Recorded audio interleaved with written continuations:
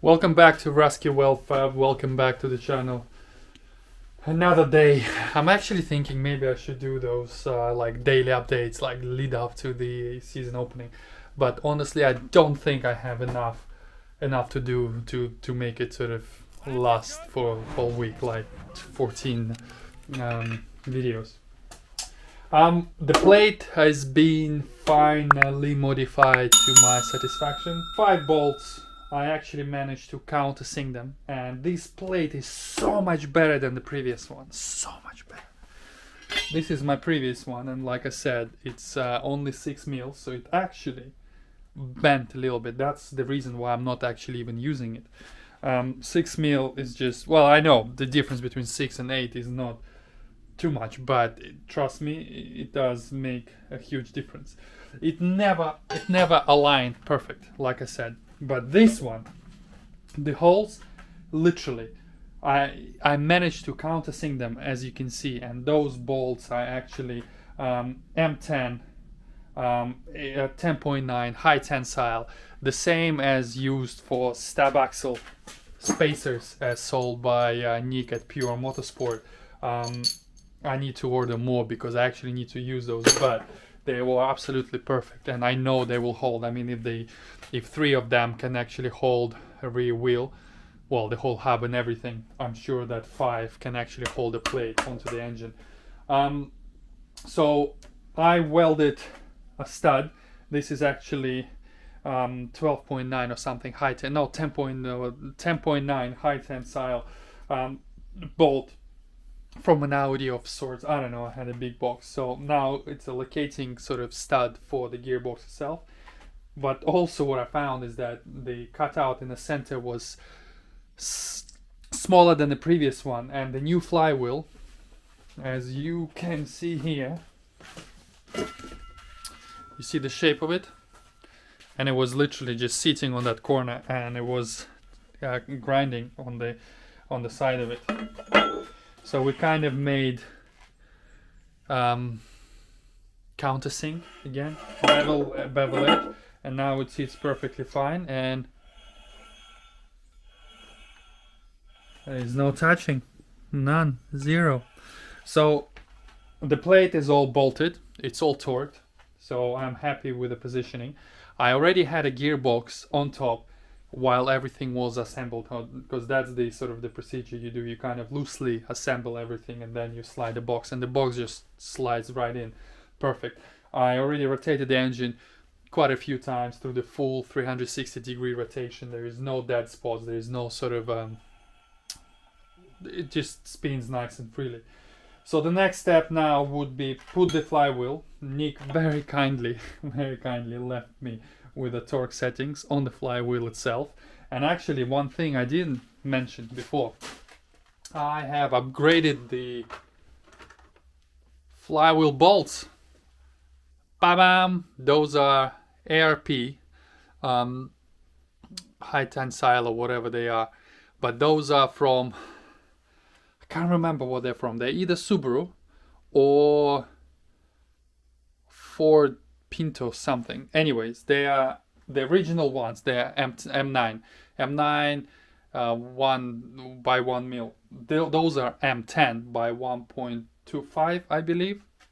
So the crankshaft has been drilled and tapped to accept those, and the same for the flywheel. It was the holes were enlarged. So now we have bigger bolts. So theoretically, that should prevent them from snapping, or at least help to achieve non-snappable sort of flywheel. So now I need to put the flywheel properly, torque it up like I said.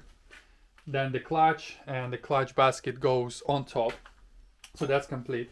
And then we're gonna slide the gearbox on top. The gearbox had a quick little service, like a very quick little service.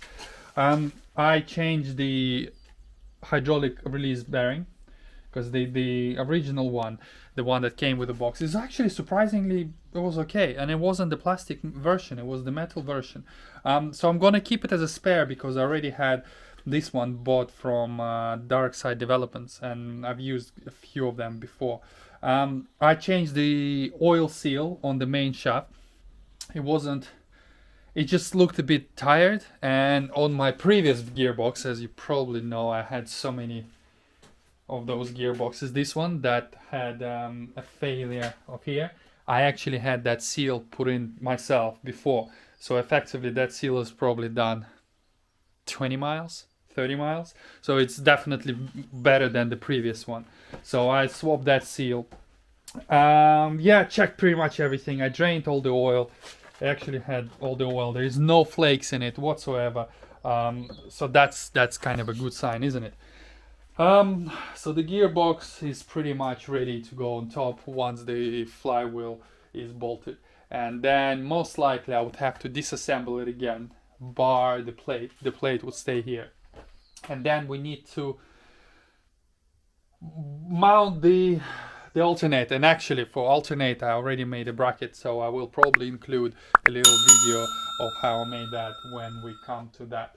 So yeah, let's bolt the rest of these things up.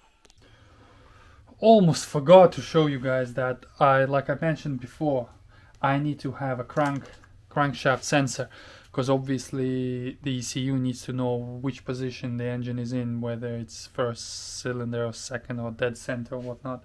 The original dry sump setup had a little sprocket at the bottom on the timing chain pulley side of things.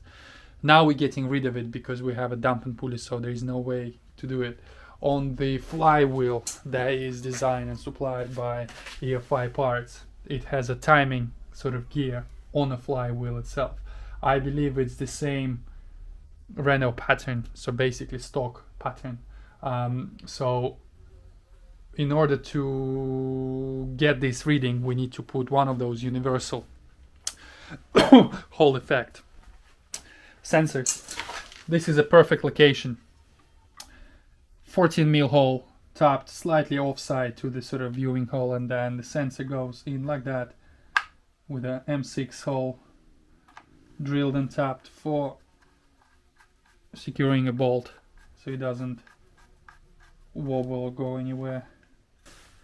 So that should read of those teeth, giving me correct information for the engine ECU.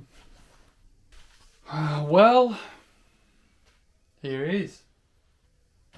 Pretty much almost ready to be dropped in there. I didn't show you how I did it because I've done it so many times and I have videos. Essentially, like I explained before, little bits and pieces with a new plate and a new crank sensor, and that's it. Then the gearbox just goes on and torque it. I will still need to change. I've ordered those new bolts just so they're exactly the same because they're different bolts. Yeah, the pulleys are on. I need to put the alternator with a belt, but that is going to be for the next video, which is going to be probably tomorrow or next. I still haven't decided how I'm gonna do those, but yeah, I'm happy. I'm happy. We have under 2 weeks and the engine is pretty much ready to go back in.